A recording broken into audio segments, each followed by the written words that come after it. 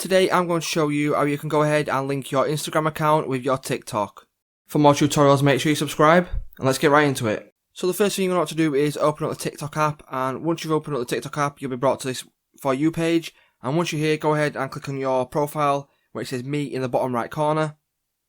And then once you're at your profile, go ahead and click on Edit Profile, and then go ahead and where it says Instagram down there, go ahead and click on that, and it will bring up your Instagram browser, and then go ahead and log into your account.